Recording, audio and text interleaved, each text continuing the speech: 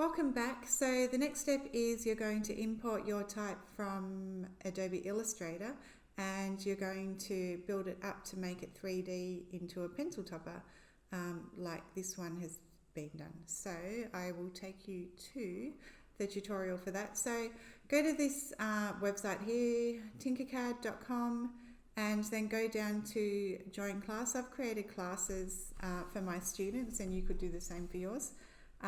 So Control V, that's the class code for my students, and just click on go to my class. If that panel turns up red around the outside, that number or code doesn't work, so I'll show you with this one, join with login code. So I've got 100 login codes for students, and I just, at the end of a workshop, I delete and then I reset it again. So if it shows red, it means it's already been used. So S96, it's got the blue outline, so that's safe to go. Go to my class.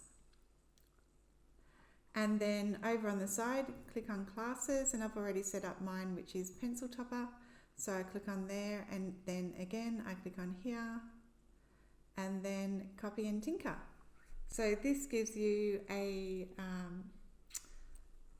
file that you can work on yourself. So you can see here I've set up a sphere. So how I created that sphere was over here in the panel. I selected the sphere there. So there's all these different shapes that you can select, and it was a vertical one. So I just rotated it so that it sat like this. Over here, that's just where you can navigate. So you want to use a mouse when you use 3D programs. It's much easier. So if I click on here, it shows you the size. So 8mm diameter, 120 long. That's just to make sure it'll fit through pretty much any pencil topper. So I'm going to import my text. So here is import, choose file, Lisa Topper 1, open, and import. Okay, so you'll find with creating files that I import into Tinkercad, they don't seem to come in the same size that I created them in Adobe Illustrator, so you will need to play around with it, and that's probably just because Tinkercad is like the leading 3D program that you can use. So to resize, I select a corner node, and you can see there the width is 176.93 by 76.93 high. So I want to make it about 60mm diameter. Width, so that it fits on the end of a pencil topper comfortably and there's still room to hold it.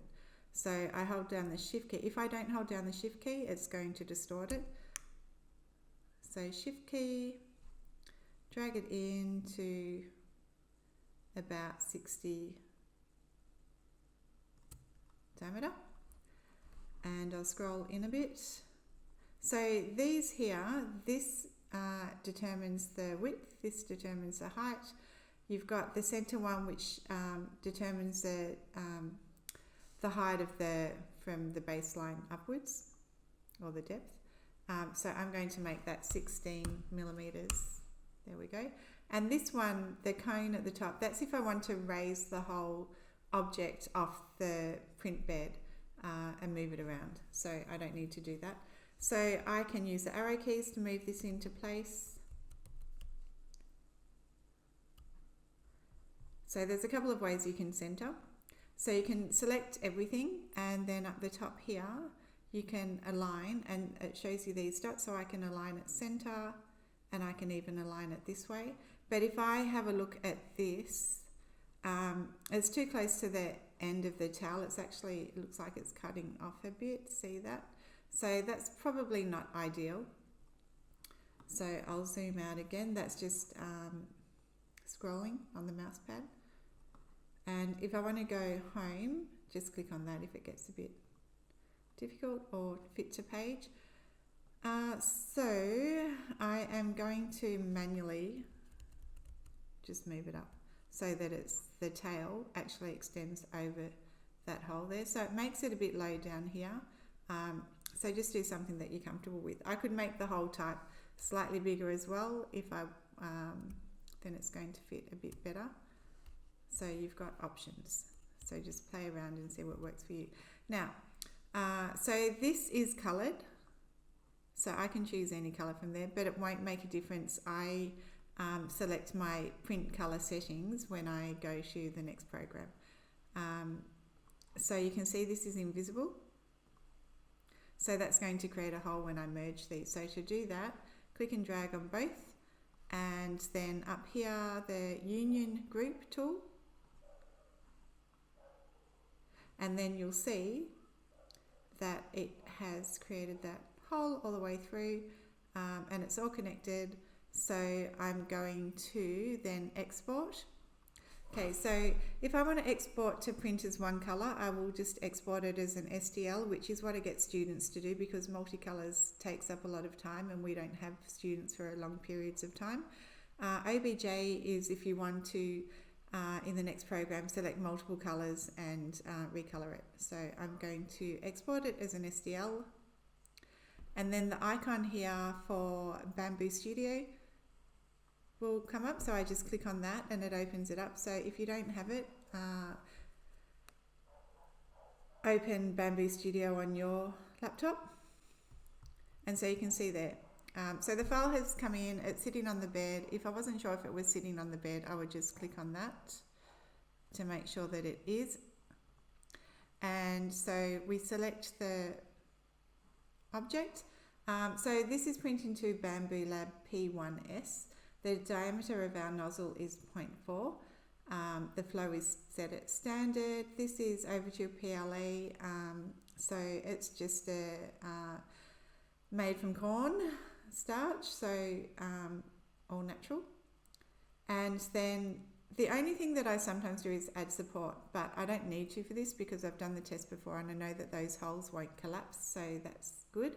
But sometimes if you have cutaways like that, it may collapse, or if you have overhangs, then you'll need support.